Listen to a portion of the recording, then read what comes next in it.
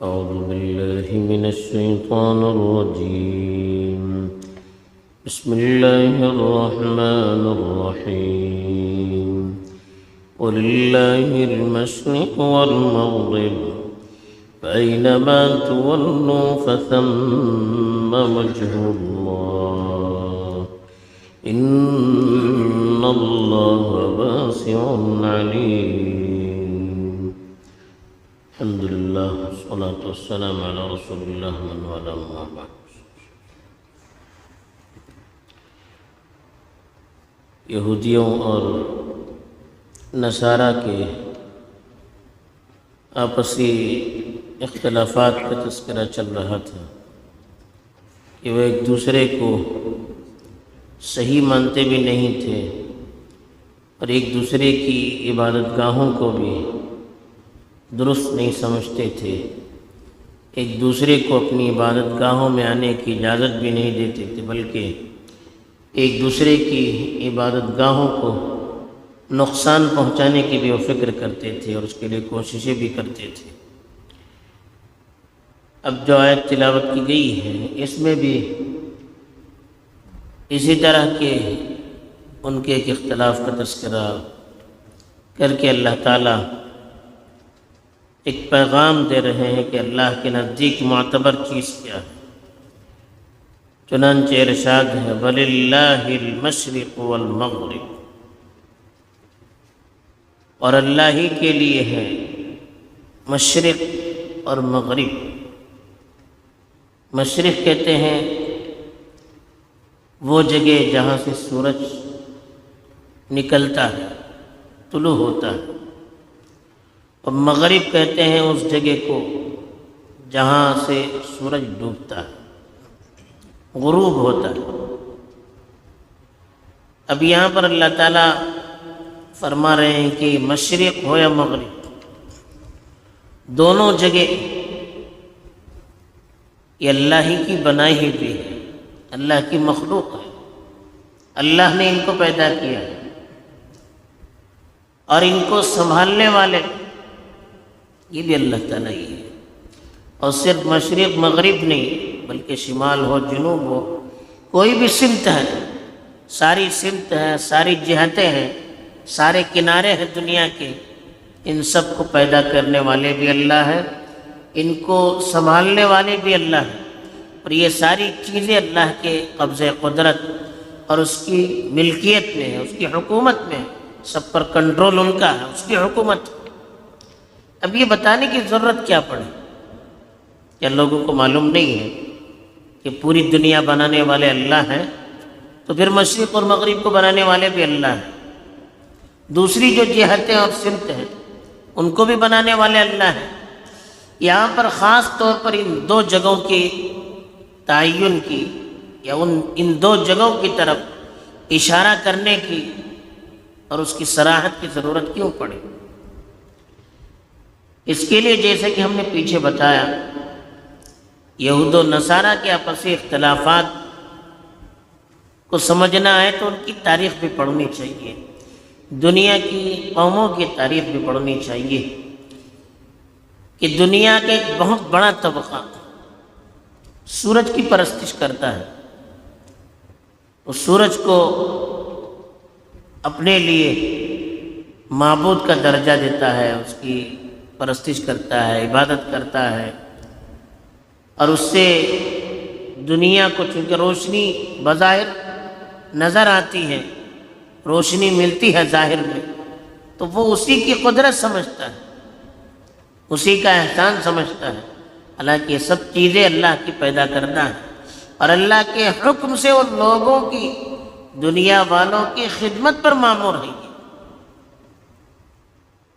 سورج ہو یا چاند، یہ ساری چیزیں اللہ کی بنائی ہوئی ہیں، اور دنیا والوں کو جو ان سے روشنی پہنچتی ہے وہ اللہ کے حکم سے پہنچتی ہے۔ اللہ نے ان کو دنیا والوں کی خدمت کے لیے پیدا کیا۔ یہ اسلام کا تصور ہے، یہ قرآن کا تصور ہے۔ یہ دونوں عبادت نہیں، معبود نہیں ہو سکتے، ان دونوں کی عبادت نہیں کی جا سکتی، بلکہ عبادت تو ان کی جاتی ہے جس نے اس کو بنایا۔ ان دونوں کو جس نے بنایا اس کی عبادت کرنی چاہیے، یہ اسلام کا تصور ہے۔ لیکن دنیا کی بہت ساری قومیں چونکہ سورج کو ایک تقدس ان کے یہاں حاصل ہے تو سورج کی پرستش کرتی تھی، اس کی وجہ سے عام طور پر چونکہ مشرق سے سورج نکلتا ہوا نظر آتا ہے تو مشرق کو بھی انہوں نے اپنے لیے تقدس مقدس جگہ قرار دی۔ انہی کی دیکھا دیکھی عیسائیوں کے اندر بھی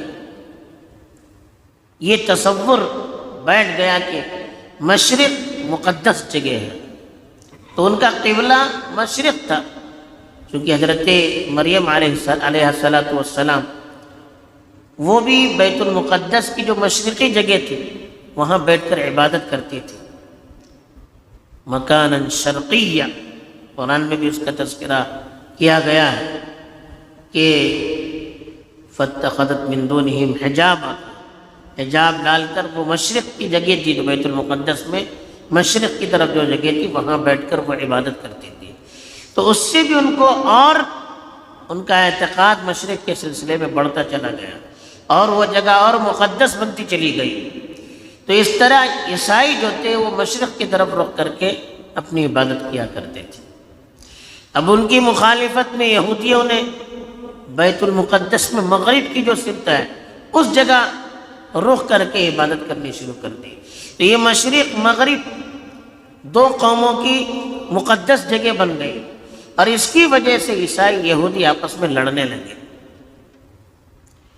اور جب مسلمان کعبۃ اللہ کی طرف رخ کر کے مدینے میں نماز پڑھنے لگے، ایک مدت تک تو اللہ کے رسول صلی اللہ علیہ وسلم اہل کتاب کی موافقت میں بیت المقدس ہی کی طرف رخ کر کے نماز پڑھتے تھے، لیکن مدینے جانے کے کچھ مہینے کے بعد رسول اللہ صلی اللہ علیہ وسلم اور صحابہ کو حکم ہوا کہ قبلے کی طرف رخ کر کے نماز پڑھے، جسے آگے اس کی تفصیل انشاءاللہ آنے والی ہے۔ تو مسلمان کعبۃ اللہ کی طرف رخ کر کے نماز پڑھنے لگے، تو کعبۃ اللہ مدینے کے نہ مشرق میں پڑتا ہے نہ مغرب میں پڑتا ہے بلکہ شمال میں پڑتا ہے، تو اس کی وجہ سے اور بھی یہود و نصارہ ان پر اعتراض کرنے لگے، یہ دیکھیے یہ الگ جگہ پر رخ کر کے نماز پڑھ رہے ہیں۔ تو اس طرح سے یہ مشرق مغرب ایک تو تقدس کی جگہ بن گئی اور پھر آپس میں اختلاف کی بھی جگہ بن گئی، تو اللہ تعالیٰ کو یہاں پر خاص طور پر کہنا پڑا کہ مشرق مغرب شمال جنوب ان کی کوئی اللہ کے نزدیک حیثیت نہیں ہے، ان سب کے بنانے والے اللہ تعالیٰ ہے۔ حیثیت اور قدر و قیمت کس کی ہے؟ جس اللہ کے حکم کی۔ اللہ تعالیٰ جس چیز کا حکم دے اس کو اگر ہم بجا لاتے ہیں، جس کی قدر و قیمت اللہ کے نزدیک ہے۔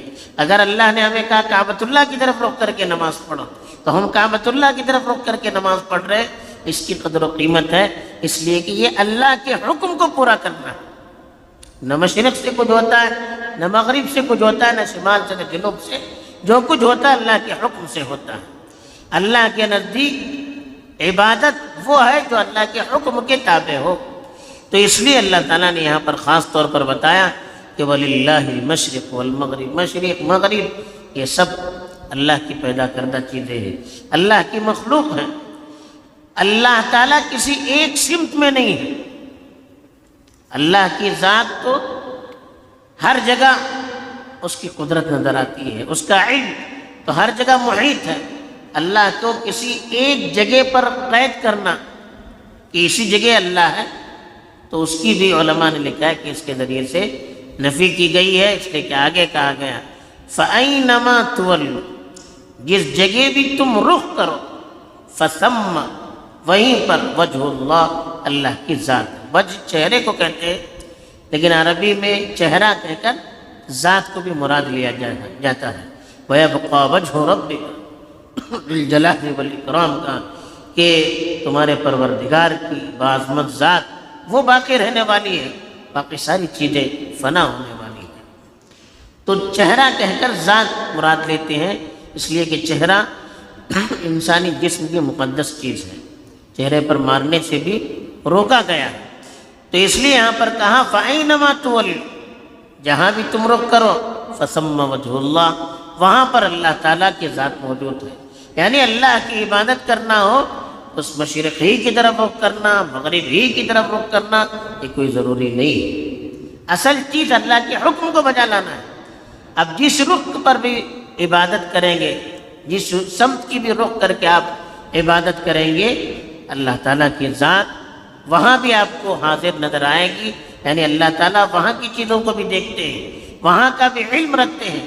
اللہ کے لیے سارے سمت ایک ہے. کسی بھی سمت آپ رخ کر کے نماز پڑھیے، عبادت کیجیے، وہ سب اللہ کے نزدیک ایک ہی. بس اللہ تعالیٰ نے حکم دیا ہمیں کعبۃ اللہ کی طرف رخ کرنا ہے، تو ہم اس کے حکم کو مانتے ہیں. کسی جہت کی، کسی سمت کا ہم تقدس نہیں رکھتے. اللہ کے حکم کی ہم اس کو بجا لانے کی فکر کرتے ہیں، اور اس کا تقدس ہمارے پاس ہے، اللہ کے حکم کا، کسی سمت کا نہیں ہے. اسی لیے کہا فَأَيْنَمَا تُوَلُّوا فَثَمَّ وَجْهُ اللَّهِ، جہاں بھی رخ کر کے آپ نماز پڑھیے وہاں پر اللہ کی ذات ہوگی.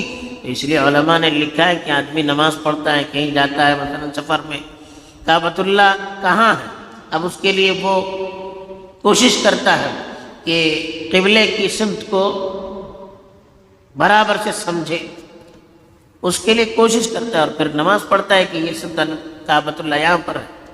جب نماز پڑھ کے بعد میں پتہ چلا کہ وہ کعبۃ اللہ کی سمت نہیں تھی، تو علماء نے لکھا ہے کہ نماز ہو جائے گی. اَيْنَمَا تُوَلُّوا فَثَمَّ وَجْهُ اللَّهِ. ایسے ہی علماء نے لکھا ہے کہ اللہ کے رسول صلی اللہ علیہ وسلم کا معمول تھا، سفر پر نماز پڑھتے تھے، نفل نماز سواری پر پڑھتے تھے، کعبۃ اللہ کی طرف رخ کر کے نیت باندھتے تھے، پھر سواری ادھر ادھر چلی جاتی تھی تو نماز ہو جاتی ہے. تو بہرحال یہاں علماء نے لکھا ہے دعا کرنی ہے تو عبداللہ کی طرف رخ کر کے نماز دعا کرنا کوئی ضروری نہیں. کسی بھی سمت کی طرف رخ کر کے آپ دعا کریں گے اللہ تعالیٰ وہاں بھی موجود ہے. اسی لیے کہا فَأَيْنَمَا تُوَلُّوا فَثَمَّ وَجْهُ اللَّهِ، جہاں بھی آپ رخ کیجئے وہاں اللہ کی ذات موجود ہے. إِنَّ اللَّهَ وَاسِعٌ عَلِيمٌ، اللہ کی ذات تو بہت وسیع ہے، ہر چیز پر اس کی قدرت بھی ہے، ہر چیز پر اس کا علم ہے. علیم، ہر چیز کو جاننے والا ہے. ہر چیز پر اللہ کی ذات وسیع ہے، ہر چیز کو اللہ تعالیٰ جاننے والے ہیں. تو اللہ کو کسی سمت کے اندر، کسی جہت کے اندر محدود نہیں کرنا چاہیے، بلکہ اللہ ہر چیز کو محیط ہے، ہر چیز کو گہرے ہوئے ہیں. تو اس لیے اللہ تعالیٰ کی ذات جہاں بھی ہم رخ کریں گے وہاں مل جائے گی. ہمیں اللہ کی طرف توجہ دے کر عبادت کرنی چاہیے، اللہ کو کسی سمت میں محدود نہیں کرنا چاہیے. یہاں اللہ تعالیٰ یہ بھی بتانا چاہتے ہیں کہ دنیا ساری اللہ کے قبضے قدرت میں ہے، اور دنیا کی ایک چیز کی معلومات اللہ تعالیٰ کو ہوتی ہے. تو ہم کہیں جا کر اللہ کی نافرمانی نہیں کر سکتے، کسی جگہ چھپ کر بھی ہم اللہ کی نافرمانی نہیں کر سکتے. ہر جگہ اللہ کے قبضے قدرت میں ہے، اور ہر جگہ کا اللہ کو علم ہے. ہر جگہ جو کام ہوتا ہے اللہ تعالیٰ کو اس کی معلومات ہوتی ہے.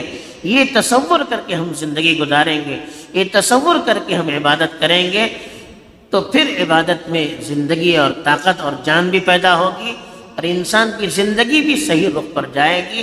تو ہمیں صحیح رخ پر جانا ہے اور اللہ کے حکم کی تابعداری کرتے ہوئے عبادت کرنی ہے.